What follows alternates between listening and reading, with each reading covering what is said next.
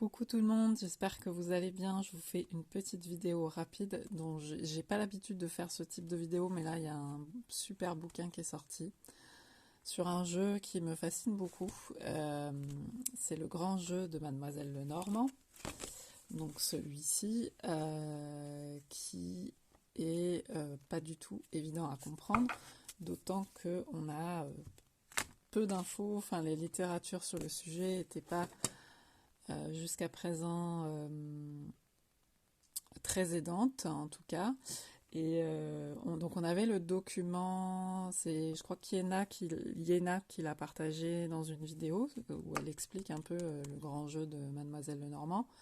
On a le livre qui est paru après la mort de Mademoiselle Lenormand qui détaille son jeu. Voilà, on avait ce document qui est un document, je crois, de 1845, et donc qui est un peu vieux, qui n'est pas évident à suivre.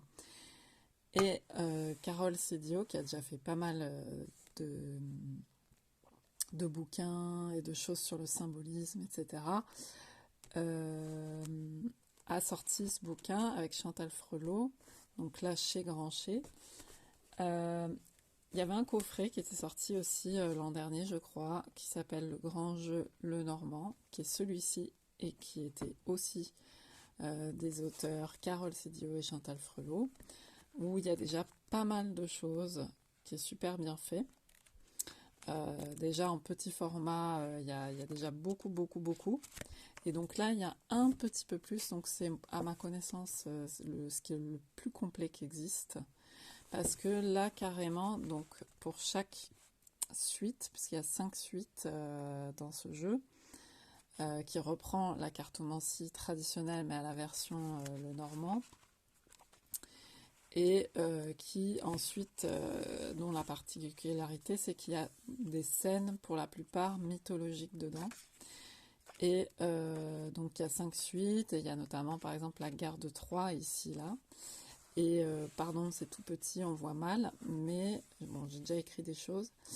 Là, par exemple, on a la scène de Ulysse qui se déguise en marchand et qui rentre, donc avec le valet de carreau, et qui rentre à la cour du roi Lycomède pour en fait retrouver Achille.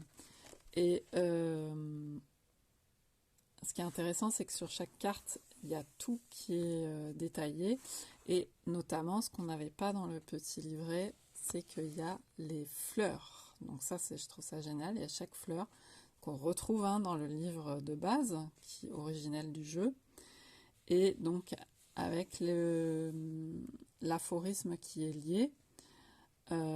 Et là, en fait, si vous voulez, elles ont repris en gros elles n'ont pas dénaturé le jeu, c'est-à-dire qu'elles ont repris un peu l'esprit de ce que c'était, alors sachant que c'était sous Napoléon, etc. Donc voilà, les phrases ont été modernisées pour que ce soit compréhensible, mais on a vraiment l'esprit du jeu. Et après, pour moi, c'est une base très très bien pour travailler ensuite, enfin très solide en fait, pour avoir toutes les connaissances et ensuite travailler à la libération de sa propre interprétation, parce que c'est un jeu qui peut faire beaucoup travailler l'imagination, l'intuition, etc. Il y a beaucoup de scènes, de représentations. C'est très chargé, mais bon, moi c'est un jeu vraiment qui me fascine beaucoup. Et là aussi, autre rapport, c'est qu'on a vraiment les constellations qui sont marquées. Et là, il y a à chaque fois plusieurs constellations en fait dans une.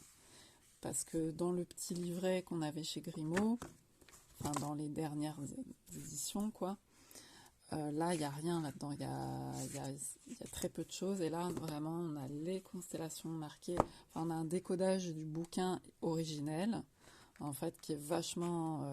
qui est le plus complet qui existe. Et fait avec rigueur et dans la philosophie de base, avec une modernisation et avec une mise à distance aussi, mais après c'est à soi de se l'approprier, quoi. Mais vraiment, donc pour chaque suite, vous avez toute la mythologie, enfin c'est vraiment une bible de ce jeu, quoi. toute la mythologie qui est réexpliquée à travers la vision de Mademoiselle Lenormand, c'est-à-dire juste les scènes, les photographies qu'elle a prises, elle, de par... même si on n'est pas sûr que ce soit son jeu à elle, c'est quand même assez trouble ce qui entoure ce jeu aussi, puisque c'est juste après sa mort. Et en tout cas, elle a grandi apparemment avec un prix qu'elle aurait reçu, c'est la version de l'Iliade, et c'était sa Bible à elle. Donc voilà, donc, en tout cas, il y a les photographies des scènes qui ont été décidées, qui ont été mises dans ce jeu, et voilà. Et donc à chaque fois c'est retracé, donc tout expliqué, il y a même, c'est super bien foutu, il y a même les personnages qui interviennent dans la mythologie et dans le jeu hein, qu'elle a choisi. Et au début, donc il y a toute une intro qu'on retrouve un peu hein, dans ce coffret.